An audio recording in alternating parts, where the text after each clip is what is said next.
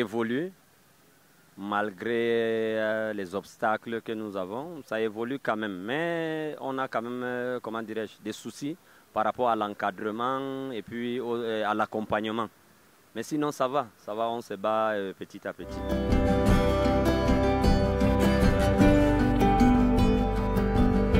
Malheureusement, au Cameroun et en Ngaoundéré particulièrement, l'art ne nourrit pas son homme.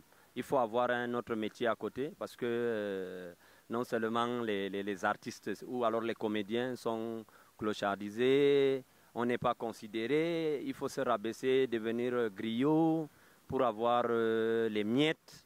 Donc ça ne nourrit pas son homme. Il faut avoir un métier. Malheureusement, pour avoir un métier, ce n'est pas aussi facile.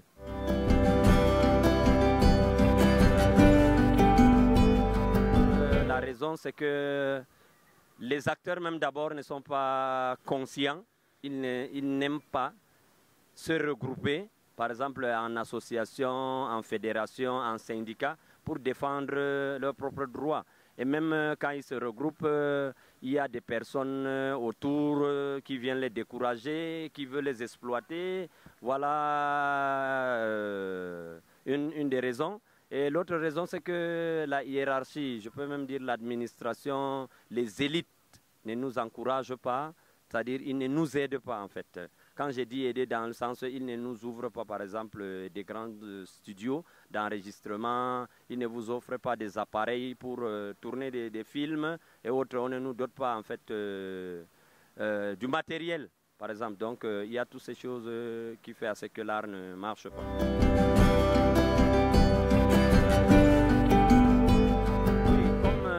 Piste de solution, je peux dire par exemple que les artistes eux-mêmes soient conscients d'abord, qu'ils pensent que l'art, vraiment c'est un métier noble que les gens doivent respecter et que l'art doit nourrir son homme, ça c'est d'un, et que les élites, l'administration, la tutelle aussi pensent à aider les gars, à aider les artistes, pour que les gars aussi puissent valoriser leur talent.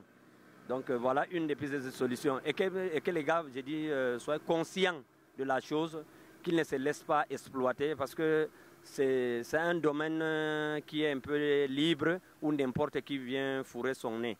Donc on se retrouve malheureusement dans l'échec.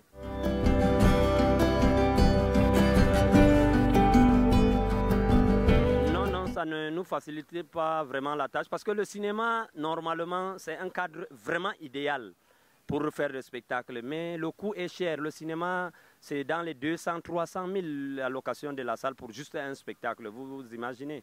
Et puis, on n'a pas de salle de spectacle. Si les élites nous construisent des salles, ou alors le gouvernement, l'État, essaie de construire des salles, ou les hôtels qui ont des salles nous facilitent la tâche. Par exemple, on peut faire des spectacles, même dans les établissements scolaires, pour pousser même les jeunes à aimer l'art. Donc ça, c'est un obstacle, je peux dire, majeur par rapport à l'évolution de l'art.